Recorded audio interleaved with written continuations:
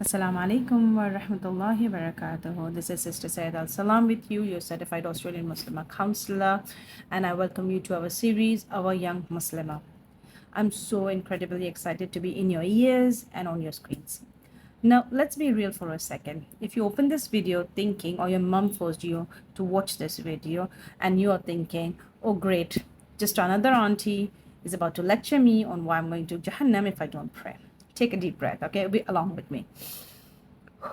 We are not doing that over here. I am no auntie that's going to tell you or verdict that you are going to Jahannam because you don't pray. I'm a counselor who spends all day talking to girls your age. I know your brain is consistently running 100 miles an hour. You got school stress, friendship drama, TikTok algorithms trying to sell you a 12-step skincare routine you don't even need. And then someone drops a heavy question on you. Why do you even believe in God? Why do you believe in Allah? Usually, the adults in our lives answer this with, because you have to.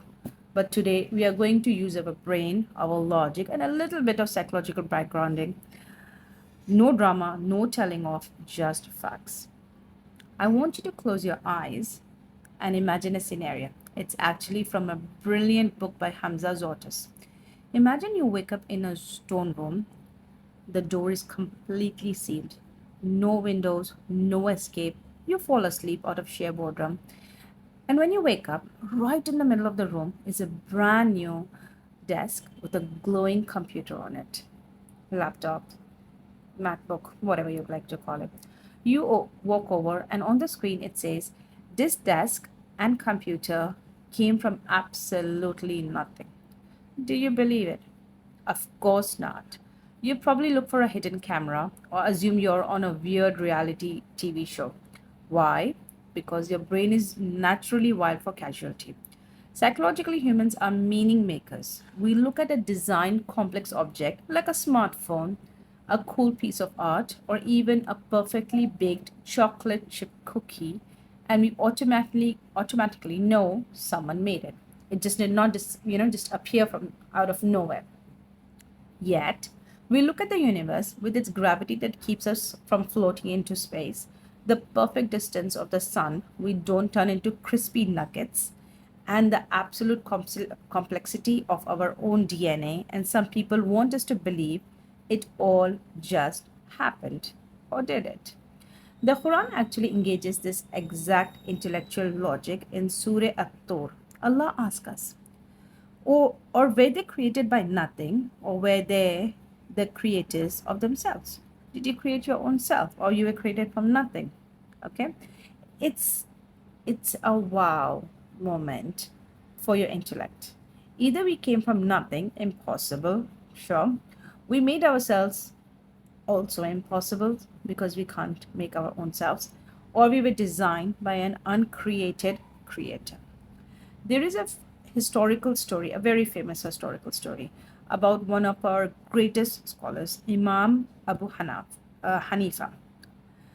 He was scheduled to debate an atheist who claimed the universe was just a random accident. The Imam showed up super duper late. The crowd was getting anxious. When he finally arrived, he apologized and said, "I'm so sorry, but I couldn't find a boat to cross the river." But as I stood there, planks of wood suddenly rose from the water. Nails flew out and hammered themselves into the wood, and the cracks were poured by itself, and a sail popped up, and the boat sailed itself right to me to bring me here. The atheist laughed and said, "Are you crazy? A boat cannot build and sail itself."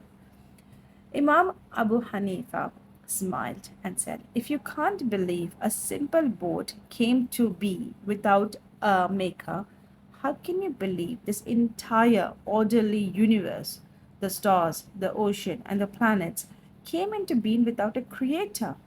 Now, some of you might ask a very valid psychological question.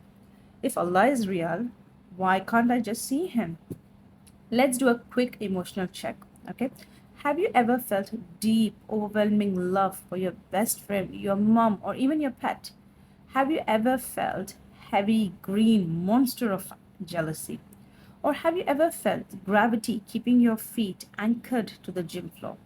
If you can't touch, see, or put love, jealousy, or gravity in a jar, but you see the effects every single day. You don't need to see the wind to know it's blowing.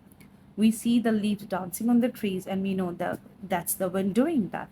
We don't need to see the artist to know the painting exists. If you see a painting and you love the beautiful colors, you just don't say that, oh, it just came to be. No, you know that there's an artist behind it. When we establish this certainty in our minds, something amazing happens to our mental health. In psychology, when everything around us is chaotic, social media standards changing every week, so school pressure, future anxiety, friendship drama, we need an anchor. If your anchor is what people think of you, you will consistently feel unstable because people's opinion change like weather. They are never happy, no matter what, however you please people, they are never happy with you. They never will be, and it keeps changing. And it's just like these viral trends that happen. There's a trend going on, and the minute you jump on the wagon, the trend is off, and then you find a new trend, and you find a new viral, and you keep trying to chase it one after another. It's the same thing with friendship, people around you, family. But when your anchor is the creator of the universe, who is unbreakable, unchanging, and loves you more than your own mother, your heart finds a safe space to rest. If you're feeling overwhelmed this week, try a bit of creative self care. Grab a journal, draw a quick sketch of something in nature that blows your mind, or just step outside or look at the sky or bake something. So, as I end our session over here, I'm going to leave you with a reflective question. You can either post your comments on the YouTube video or in the WhatsApp group that I have created for you. So, my reflective question for this session is, if you could pick one thing in nature, space, or even inside your own body that makes you stop and think, Subhanallah, there is no way this is an accident.